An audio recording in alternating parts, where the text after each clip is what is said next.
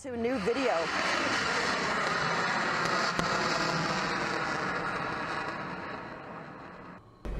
Over now to new video into the newsroom. Russia's Navy successfully test-fired a hypersonic missile on Monday. The missile was launched from the White Sea, hitting a target over 200 miles away. Now, the launch is the latest in a series of tests of Zircon missiles. The same missiles expected to enter service next year. It also comes amid rising tensions with Ukraine and the United States. Earlier today, Russian President Vladimir Putin added to the drama, sending a stern warning to the West and to NATO.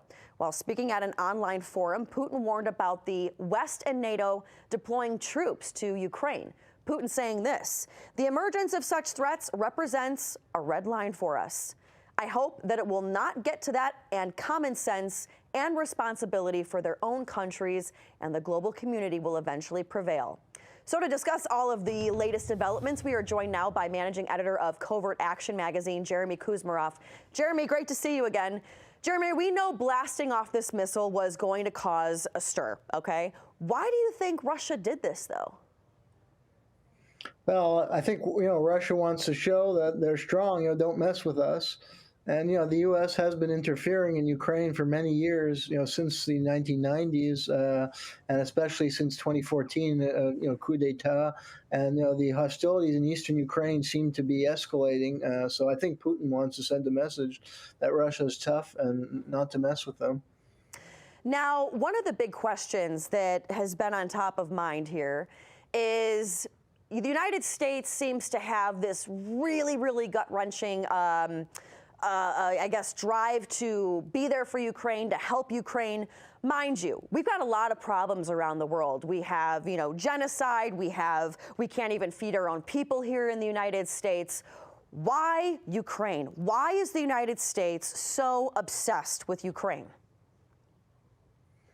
Well, I think there's been a project, since the implosion of the Soviet Union, the United States has wanted to draw Ukraine and other Eastern European countries into the Western orbit, consolidate its influence and power in that entire region of the world. Central Asia is very rich in terms of oil and gas. Eurasia is considered, key to global domination by a lot of grand strategists like Zbigniew Brzezinski, who shaped U.S. foreign policy in that mindset. So for those reasons, the U.S. has invested very heavily in trying to pry Ukraine into the Western orbit, and has a government now in Ukraine that is a strong ally of the United States and very hostile and threatening towards Russia, and this could boil over into a major conflict. You had earlier this week, you had NATO troops going to that German-Russian border. In the past, kind of looking at the history of all of this, we know that another country that NATO was very much trying to defend was Yugoslavia. And right now, Yugoslavia not doing so hot. So with these troops moving, again, to Germany and then all along that Ukrainian-Russian border as well, how do you picture all this playing out when you look at places like Yugoslavia? Well, I think this is a very dangerous situation. Yugoslavia was broken up, and that was kind of a program that the United States and West was supporting to weaken Yugoslavia, so that they could assert greater influence and control in that region. And that was viewed by Russia as a very hostile policy. And I think Russia is looking and seeing very hostile Western action that are designed to increase its power and target Russia.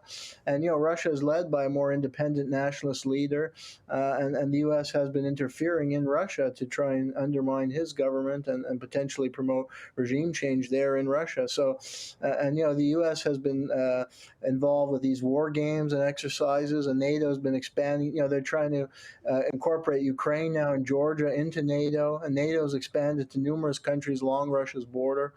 So we're very much in the thick of a new Cold War, and from Russia's mindset, these are very hostile and threatening policies, and that's why Russia is reacting in the way that they are, to show strength and to try and cultivate their own alliances, like with Belarus, with China, and other countries in Eurasia.